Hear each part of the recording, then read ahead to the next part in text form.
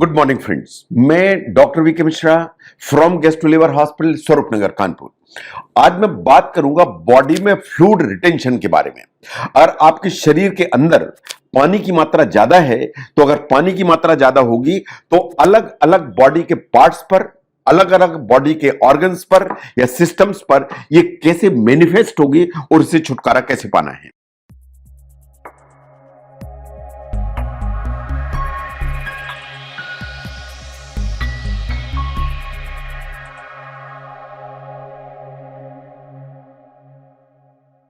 No, ये बात बिल्कुल सही है कि अगर आपकी बॉडी के अंदर पानी की मात्रा ज्यादा है, प्रॉब्लम तो होगी।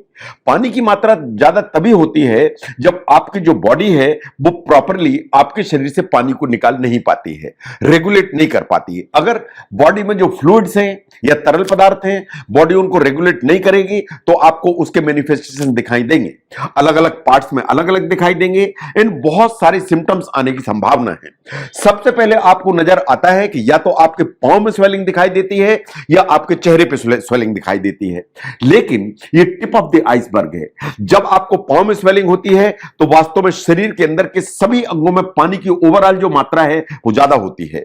जब आपके चेहरे पे स्वेलिंग होती है तो बात सिर्फ चेहरे की नहीं है, आपकी बॉडी में ओवरऑल जो वाटर कंटेंट है वो हमेशा ज्यादा होता है। इनके रीजंस कई हो सकते हैं, कुछ जो रीजंस है वो छोटे हो सकते हैं, इन कुछ रीजंस वास्तव में बहुत सीरियस हो सकते हैं। ये सच्चाई है कि हमारी जो बॉडी है वो 50 to 60% पानी से बनी हुई है।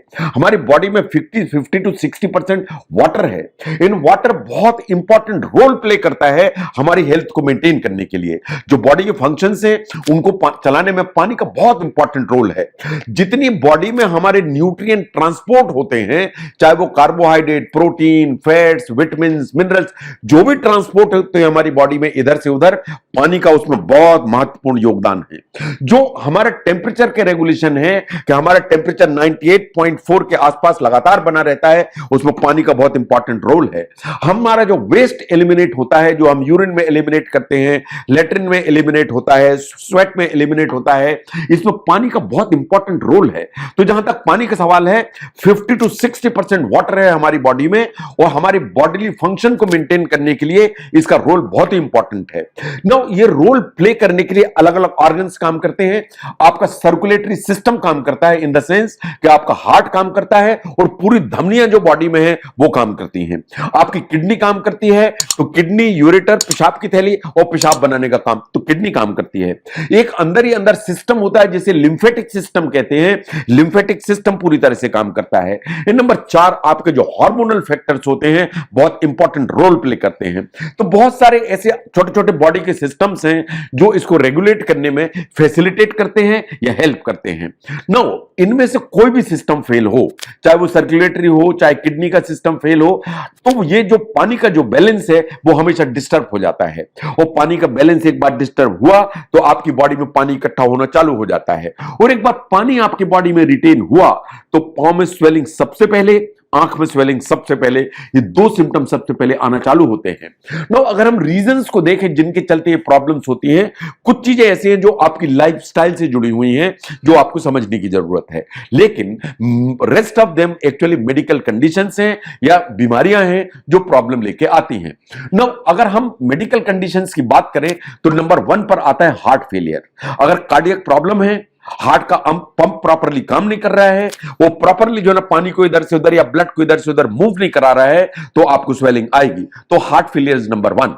नंबर 2 पर आते हैं किडनी डिजीज। अगर किडनी प्रॉपर पानी को रेगुलेट नहीं कर पा रही है तो स्वेलिंग आना is a very common feature. तो किडनी की प्रॉब्लम है नंबर 2।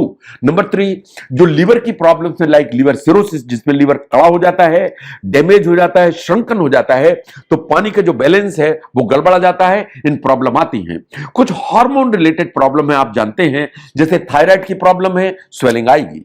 जैसे प्रेगनेंसी रिलेटेड हार्मोन डिस्टर्बेंसेस है, स्वेलिंग आने की संभावना होती है। बहुत सारी मेडिसिन आप यूज करते हैं जिनसे वाटर रिटेंशन हो सकता है, पर्टिकुलरली स्टेरॉइड्स, उनसे रिटेंशन हो सकता है। ऐसे ही अगर किसी भी कारण से एनीमिया ज्यादा हो, बॉडी के अंदर प्रोटीन की कमी हो या न्यूट्रिशन की डेफिसिट हो, तो मेल न्यूट्रिशन के चलते आपकी बॉडी में स्वेलिंग आने की संभावना है। लेकिन लाइफस्टाइल फैक्टर्स को ध्यान से देखें। अगर आपकी जो लाइफस्टाइल है वो बहुत इनएक्टिविटी की है, आप ना मूव करते हैं, ना आप एक्सरसाइज करते हैं, ना आप चलते फिरते हैं, आप सिर्फ आराम करते हैं, स्वेलिंग आने की संभावना रहती है। अगर आपकी ओवरऑल हैबिट ज्यादा ऐसी है कि आप साल्ट ज्यादा खाते हैं, तो पानी रिटेन होने की संभावना बढ़ती है। और आपका जॉब अगर ऐसा है कि लंबे समय तक आप खड़े खड़े रहते हैं या लंबे समय तक सिटिंग रहते हैं, तो भी इस तरह की अगर प्रॉब्लम होती है तो पांव में स्वेलिंग आने की संभावना होती है। नो, अगर बॉडी के अंदर ओवरऑल जो फ्लूइड है या पानी है उसकी मात्रा ज्यादा है, तो उसके मैनिफेस्टेशंस कैसे होंगे? अगर हम एब्डोमेन को देखें या पेट को देखें, तो आपको ब्लोटिंग की फीलिंग आएगी, आपको बहुत डिस्कंफर्ट पेट में लगेगा, कुछ भी खाने से आपको हैवीनेस आएगी, और अगर ज्यादा प्रॉब्लम खड़ी होगी तो आपके पेट के अंदर पानी भरना चालू हो जाएगा, जिसे असाइटिस कहते हैं। तो ये पेट में मैनिफेस्टेशन आपको दिखाई देने लगेंगे। नाउ फेस को अगर आप ध्यान से देखें, चेहरे को, सवेरे सो के उठेंगे तो पूरे चेहरे पे आपको स्वेलिंग दिखाई देगी, पर्टिकुलरली आंख के चारों तरफ। इसे कहते हैं पफीनेस ऑफ द फेस। तो पफीनेस फेस डेवलप हो जाएगी। नाउ अगर हम लंग्स को ध्यान से देखें, अगर बॉडी में पानी ज्यादा है तो जो पल्मोनरी लंग्स होते हैं उनमें एक इडिमा चालू हो जाता है, जिसे कहते हैं पल्मोनरी इडिमा। अगर पल्मोनरी इडिमा है तो सांस में दिक्कत चालू हो जाएगी, ब्रीदिंग डिफिकल्टी चालू हो जाएगी। ऐसे ही अगर बॉडी के अंदर फ्लूइड ज्यादा है तो हार्ट का जो पंप है उसकी वर्किंग अफेक्टेड होने से ब्रीदिंग डिफिकल्टी होती है, हार्ट की स्पीड बढ़ जाती है।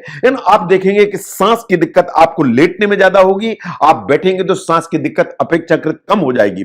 तो अगर लेटने में दिक्कत ज्यादा है, आपको बॉडी में स्वेलिंग भी है, लेटने में आपकी सांस फूल रही है, तो आपको ध्यान देने की जरूरत है कि कहीं हार्ट का जो पंप है वो फ्लूइड रिटेंशन के चलते प्रॉब्लम में तो नहीं है। नो, इसको कैसे आप ठीक कर सकते हैं?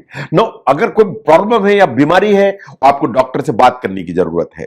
उस जो प्रॉब्लम है या डिजीज है उसको इन्वेस्टिगेट कराने की जरूरत है, और जो भी प्रॉब्लम सामने आती है उसको ट्रीट कराने की जरूरत है। लेकिन there are certain common in natural ways जो आपको एम्प्लॉय करने की जरूरत है। नंबर 1, सबसे पहला काम, आपको साल्ट का जो इंटेक है वो मिनिमाइज करने की जरूरत है। ऑन एन एवरेज जो साल्ट आप यूज करते हैं उसको एकदम नीचे की तरफ करिए। साल्ट अगर आप नीचे की तरफ करेंगे तो जो फ्लूइड का रिटेंशन है वो हमेशा नीचे की तरफ जाएगा। आपको अपनी जो डाइट है उसमें पोटेशियम रिच फूड्स हैं उनको बढ़ाने की जरूरत है। पोटेशियम इन चीजों में ज्यादा मिलेगा, जैसे आप फ्रूट जूस लेते हैं, ऑरेंज लेते हैं, इनमें मिलेगा, आप केला खाते हैं इनमें मिलेगा। तो पोटेशियम जो रिच फूड्स हैं उनको थोड़ा सा बढ़ाने की जरूरत है। जो मैग्नीशियम एंड विटामिन B6 का इंटेक है इसे बढ़ाइए, इनसे भी जो फ्लूइड रिटेंशन है उससे छुटकारा पाने में आपको मदद मिलती है। अगर आपको लगता है पांव में स्वेलिंग ज्यादा है, तो जब आप बैठते हैं, लेटते हैं, तो पैर को थोड़ा सा एलिवेट करके रखने की जरूरत है, तो पैर की जो स्वेलिंग है वो धीरे धीरे कम हो जाएगी। जैसा मैंने कहा कि जो अंडरलाइंग मेडिकल कंडीशंस हैं या कोई डिजीज है, चाहे वो हार्ट की हो, चाहे वो किडनी की हो, चाहे वो लिवर की हो, चाहे वो हार्मोन्स की हो, उसको इन्वेस्टिगेट करा के उसको ट्रीट करने की जरूरत है। इसके लिए आपको अपने डॉक्टर से कंसल्ट करने की जरूरत है, क्योंकि अगर लंबे समय तक आपकी बॉडी के अंदर पानी का या वाटर का रिटेंशन होता है वो कभी कभी सीरियस प्रॉब्लम खड़ी कर सकता है। तो उसके लिए आपको मेडिसिन की जरूरत है। मेडिसिन के अलावा जब आप डायग्नोसिस करा लेते हैं तो जो सिद्धांत है वो यही है, नमक आपको कम करना ही पड़ेगा, आपको जो फ्लूइड है वो उसको रिस्ट्रिक्ट करना पड़ेगा, आपको देखना पड़ेगा कि यूरिन का आउटपुट कितना आता है, और उसके आधार पर ही आपको जो लिक्विड है उसके इंटेक को टेलर करना पड़ेगा।